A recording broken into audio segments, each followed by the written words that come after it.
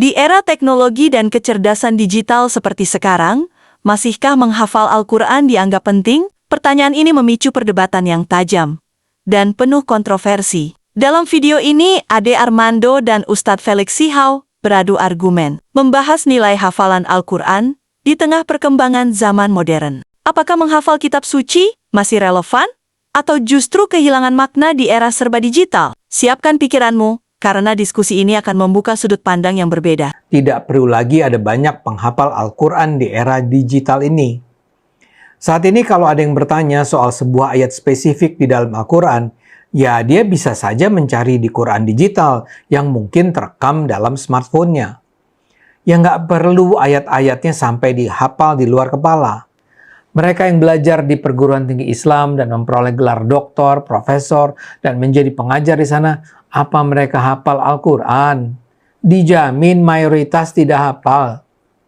Jadi tidak ada hubungan antara menghafal dan memahami. Saya Muslim, tentu saja saya mencintai Al-Quran. Tapi menurut saya, menghafal Al-Quran adalah sebuah tradisi yang barangkali memang penting di masa awal Islam, tapi tidak lagi sekarang. Terus terang, saya itu akan senang kalau ada orang yang bisa meyakinkan saya bahwa di masa ini umat Islam atau masyarakat dunia masih memerlukan penghafal Al-Quran. Kalau MUI bisa menjelaskan kepada publik kenapa Indonesia butuh penghafal Al-Quran, tentu itu penting.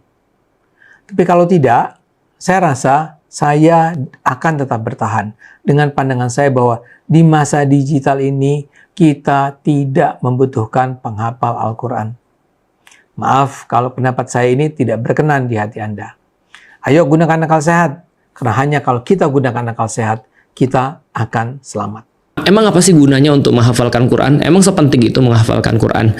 Emang nggak wasting kognitif kita ya, kemampuan kognitif kita untuk mempelajari Al-Quran atau menghafalkan Al-Quran? Sekarang sudah ada handphone kok, kita bisa buka aplikasi mana aja, bahkan kita bisa install 5 aplikasi Al-Quran sekaligus, lalu kemudian semuanya bisa benar-benar dibuka dengan apa yang kita perlu. Ini zaman modern, bukan zaman Nabi gitu kan ya. Zaman Nabi itu semuanya mungkin tidak tercatat di apps dengan baik. Mungkin kalau dicatat pun cuma di pelepah kurma ataupun ditulis di kain ataupun apapun. Enggak, ini udah nggak perlu lagi zaman sekarang. Zaman sekarang tuh Al-Quran sudah benar-benar mudah banget diakses. Terus ngapain dihafal?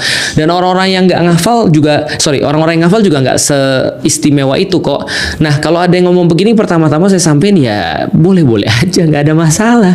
Kenapa? Karena sekali lagi Islam itu bukan agama yang reaktif, bukan agama yang kayak kayak semua harus dipermasalahin. Ya boleh-boleh aja dia bertanya seperti itu, atau siapapun bertanya seperti itu. Boleh-boleh aja orang nggak mau ngafalin Quran, boleh-boleh aja orang meyakini bahwa hafalan Quran nggak ada gunanya, boleh aja orang-orang kemudian menyampaikan pertanyaannya itu nggak ada masalah, karena setiap apa yang menjadi wacana itu pasti nanti dikasih tahu kenapa saya berpendapat seperti ini. Nah, karena dengan dasar yang sama, boleh juga kita juga mengatakan sebenarnya perlu banget untuk menghafalkan Al-Quran dan berharga banget, worth it banget untuk bisa menghafalkan Al-Quran, dan itu yang coba untuk disampaikan oleh para ulama-ulama di zaman dulu, termasuk orang-orang di zaman sekarang. Setidaknya saya coba untuk membahas dulu ya dengan beberapa teori. Yang pertama, taksonomi Bloom.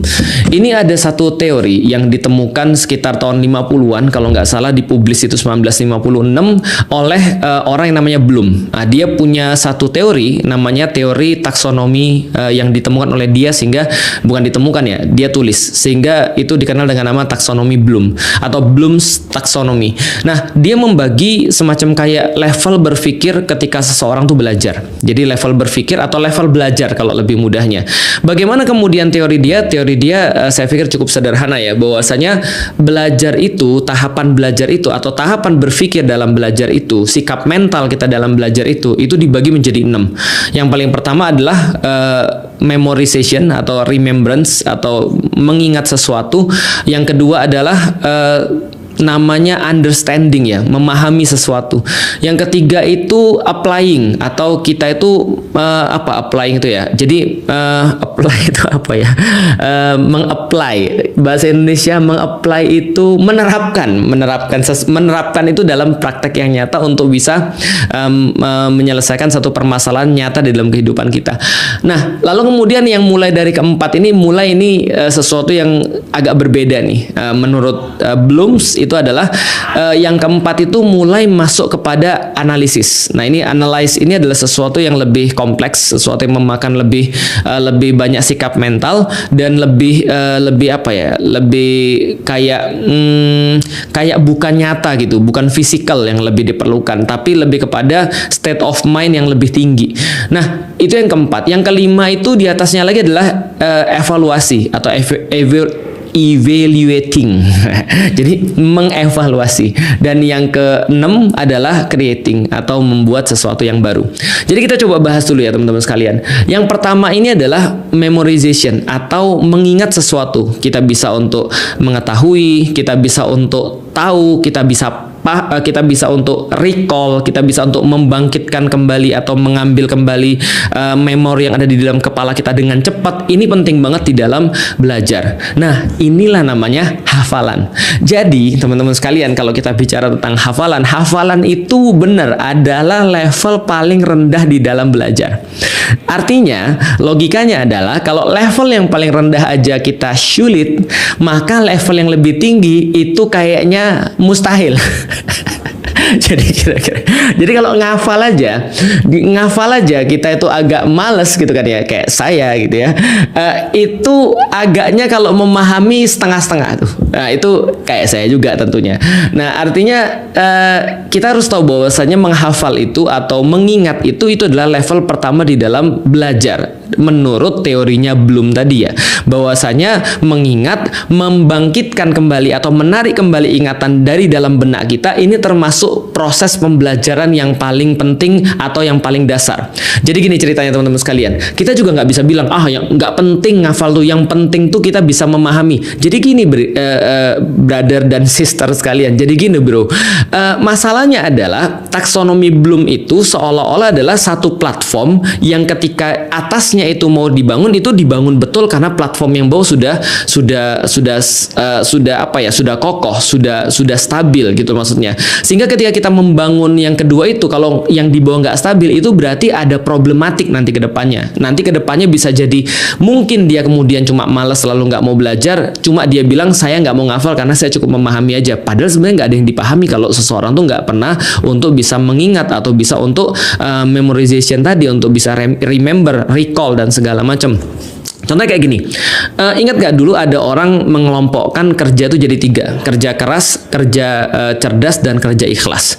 Ketika kemudian suatu waktu ada semacam kayak training motivasi gitu, trainernya biasa menyampaikan kita tuh tidak harus hanya kerja keras, tapi harus kerja cerdas. Nah, kalau di atas kerja cerdas adalah kerja ikhlas. Problematikanya teman-teman sekalian, seseorang itu nggak akan bisa kerja cerdas kalau dia belum kerja keras.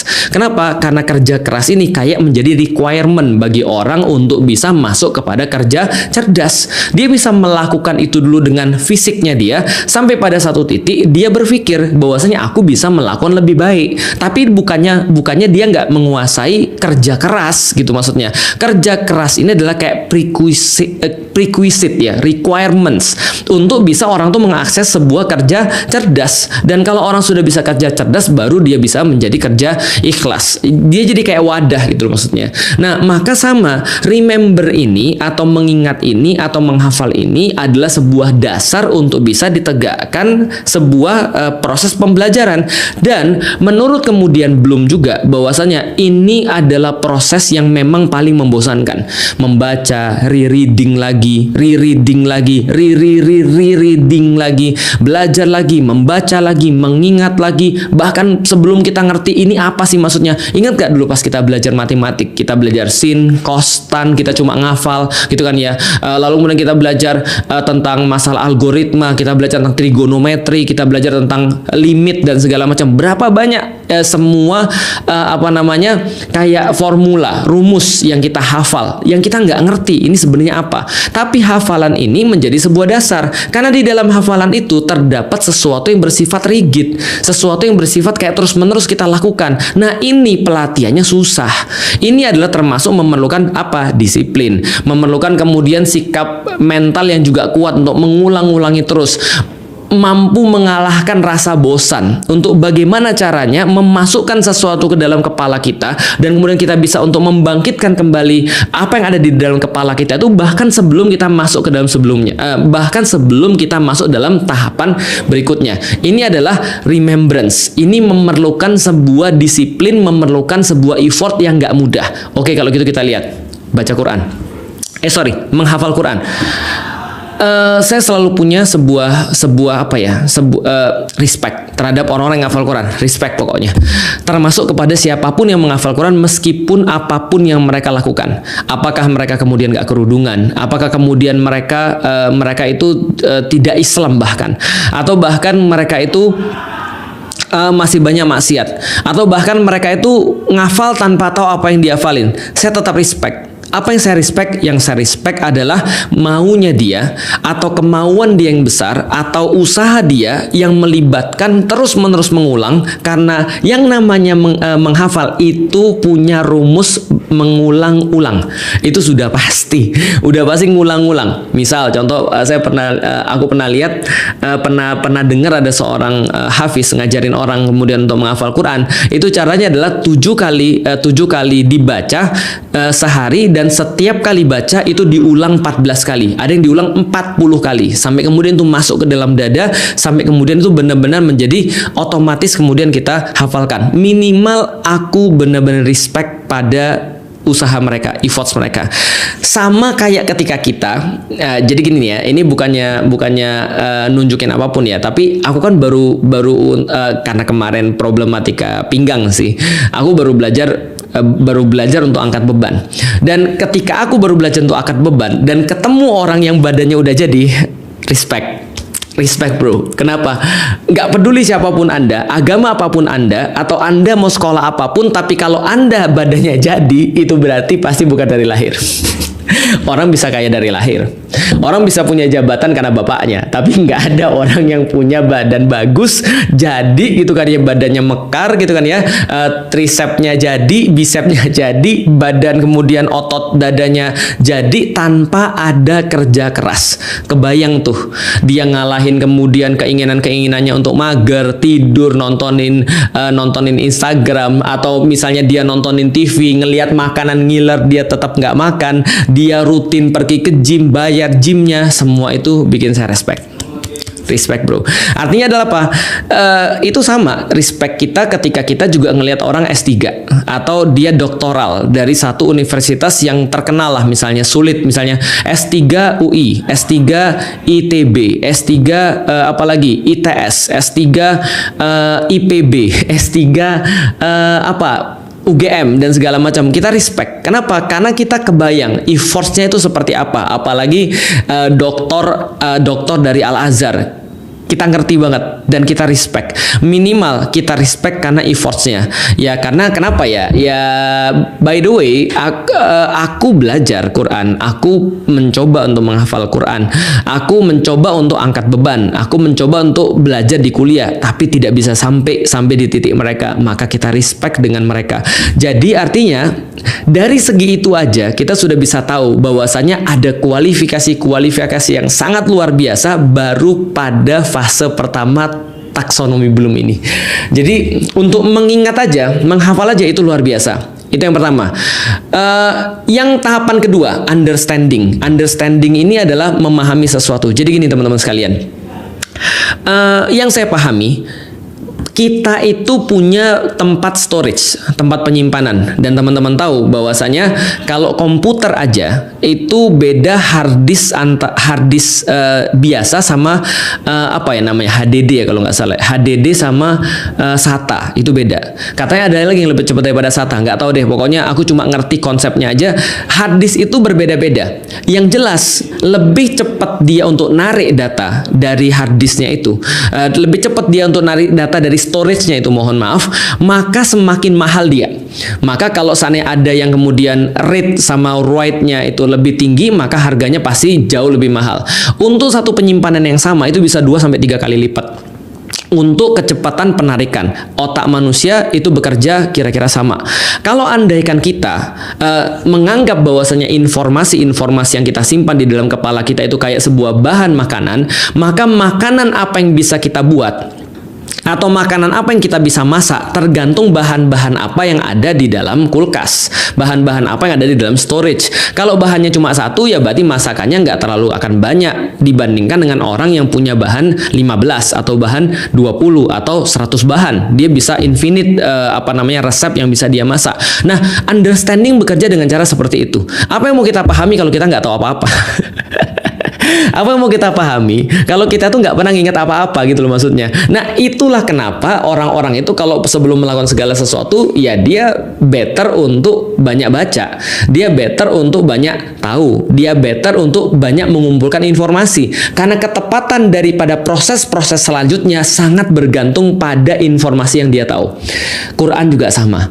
Artinya adalah kalau ada orang yang nggak pernah tahu seperti apa ayat Quran, ingatnya mungkin setengah-setengah, kalau nggak salah ya, lalu terus mau apa yang dipahami gitu maksudnya. Artinya yang dipahami itu ya berdasarkan apa yang diingat. Makanya taksonomi Bloom itu ngasih tahu bahwasanya memorization atau mengingat itu adalah tahapan pertama. Tahapan keduanya adalah setelah kita ingat kita bisa ngerti. Nah, ciri kita ngerti kalau kita bisa membahasakan ulang, explaining. Kita bisa ngasih tahu orang. Kalau gampangnya gini ya, kita nggak akan ngerti satu ayat sebelum kita bisa jelasin ayat itu sampai orang ngerti kepada anak kecil, kalau nggak orang tua sekalian.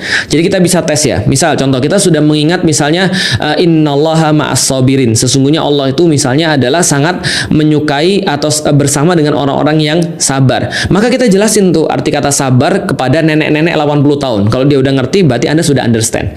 Kalau seandainya Anda mencoba untuk jelasin pada anak-anak 5 tahun tentang sabar itu apa, dia ngerti, berarti Anda sudah sampai level understand. Anda bisa explaining, Anda bisa membahasakan dengan cara Anda sendiri. Nah, ini adalah explaining, dan sekali lagi itu bergantung pada apa yang kita ingat atau apa yang ada di dalam kepala kita.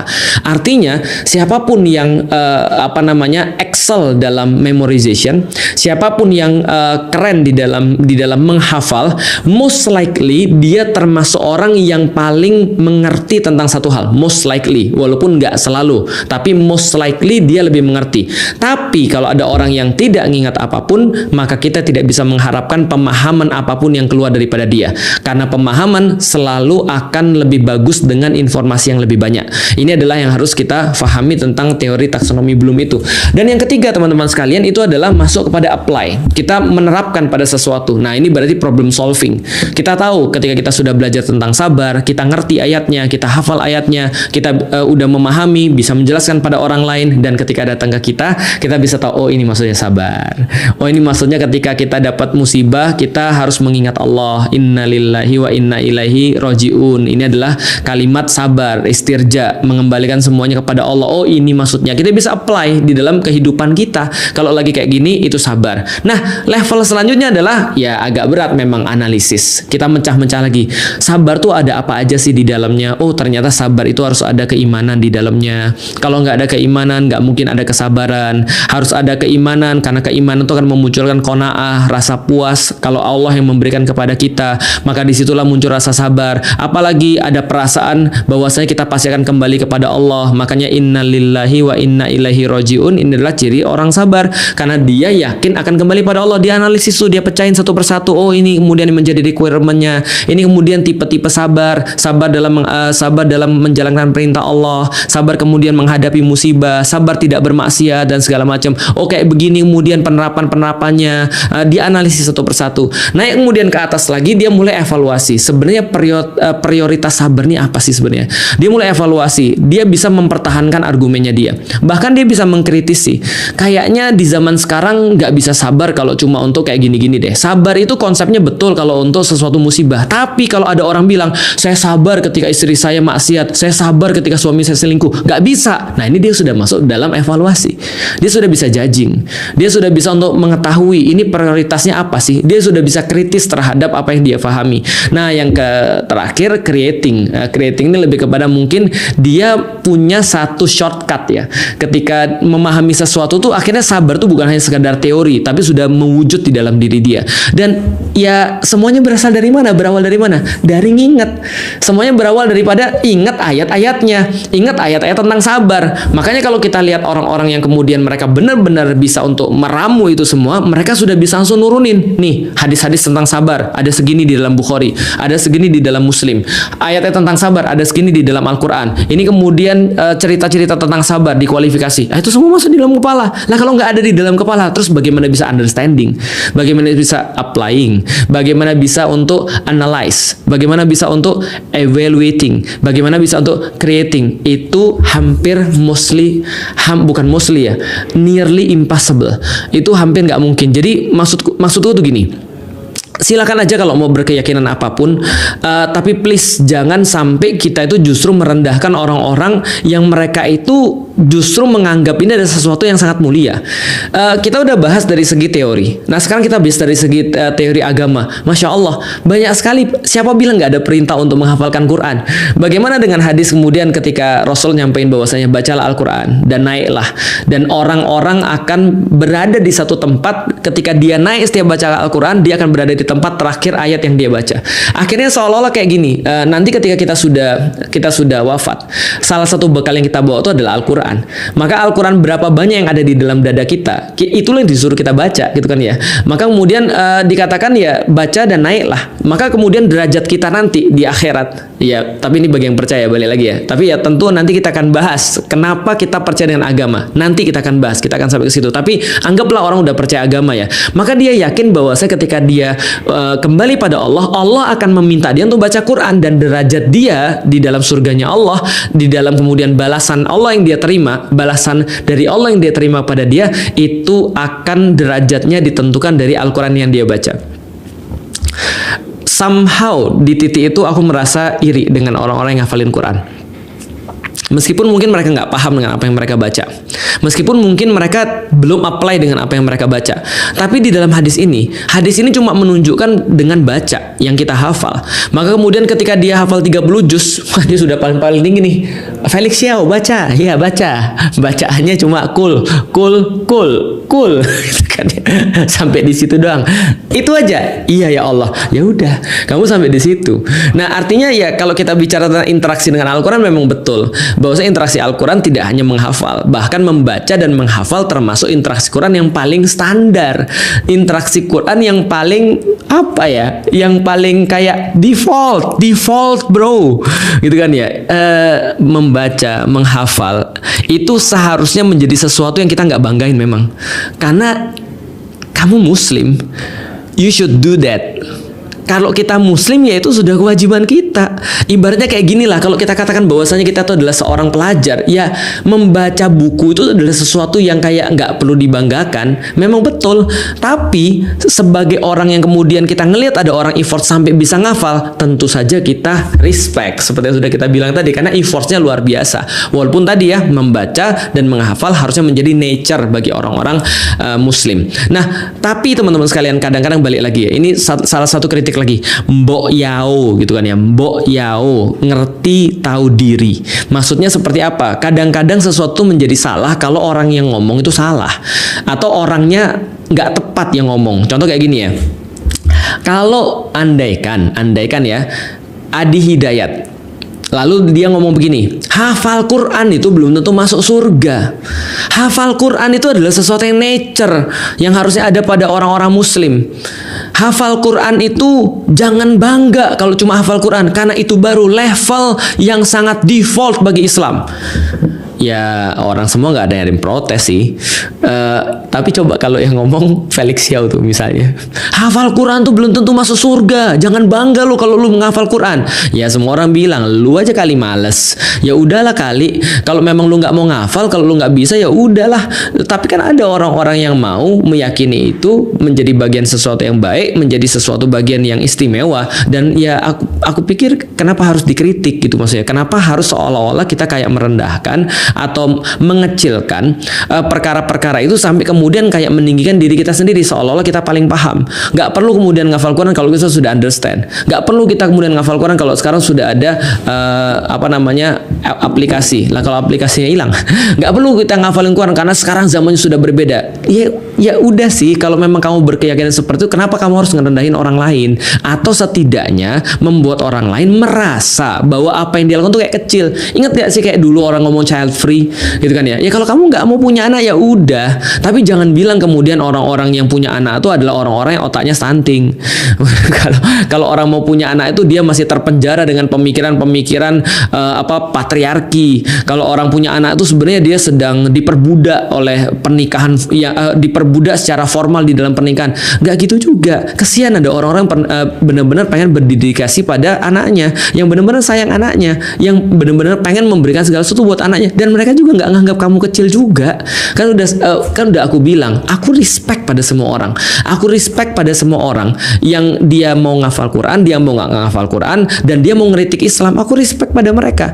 Terserah, nggak ada masalah. Tapi mbok ya jangan mengecilkan orang yang lain.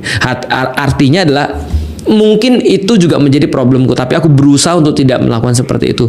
Baik teman-teman sekalian, setidaknya itu yang perlu kita bahas semua sekalian. Yang terakhir adalah ya memang ya, Quran itu rezeki. Dalam pandanganku ya, Quran itu rezeki. Bisa untuk mengangkat Quran, baca Quran, itu rezeki. Bisa untuk menghafalkan Quran, itu rezeki. Mendapatkan hafalan Quran, itu rezeki. Lalu kemudian naik lagi interaksinya, bisa untuk memahami Al-Quran, itu rezeki. Bisa untuk mentadaburi Al-Quran, itu rezeki. Bisa untuk menerapkan Al-Quran, itu rezeki. Bisa untuk mengajarkan Al-Quran, itu rezeki. Dan Allah kadang-kadang ngasih rezeki kita beda-beda. Tapi tentunya setelah kita berusaha yang terbaik dulu dong. Berusaha yang terbaik untuk membaca Al-Quran, membenahi kemudian bacaan-bacaan kita. However, bagaimanapun juga, jangankan, jadi gini deh, coba kita berpikir gini ya. Aku tuh senang banget ketika ada orang bilang gini, ini quotes dari Felix Xiao. Aku ingat banget nih, Felix Xiao pernah ngomong begini. Aku senang banget. Coba bayangin, itu baru Felix Xiao loh. Felix Xiao itu siapa? Bukan siapa-siapa. Ngajar juga belum tentu benar kan? Ngomong juga belum tentu akan kepake sepanjang zaman kan? Tapi Allah beda. Allah ketika ngasih tahu kepada kita itu pasti bermanfaat. Tentu bagi orang-orang yang beriman ya. Dan apa yang Allah sampaikan, ketika kita benar-benar mencintai Allah, maka sudah menjadi sebuah kewajaran bahwasanya kita ingat-ingat banget kita ingat-ingat banget apa yang disampaikan oleh Allah kepada kita, karena kita tahu itu pasti berguna bagi diri kita. Meskipun kita belum tahu pemahamannya atau bahkan belum bisa mengaplikasikan di dalam kehidupan kita, tapi pasti kita pengen banget untuk bisa mengingat apa yang Allah sampaikan pada kita karena kita mencintai Allah. Temenku ada tuh yang hobi banget sama Steve Jobs, hafal tuh semua quotes-nya gitu kan ya. Ini bayangkan coba Nabi Muhammad, bayangkan mana Allah, ya kenapa harus direndahkan? Ya namanya orang mencintai, ya wajarlah kalau dia ingat semua kata-katanya. Ya itu semua adalah rezeki, dan kita berharap mudah-mudahan kita dikasih rezeki sama Allah.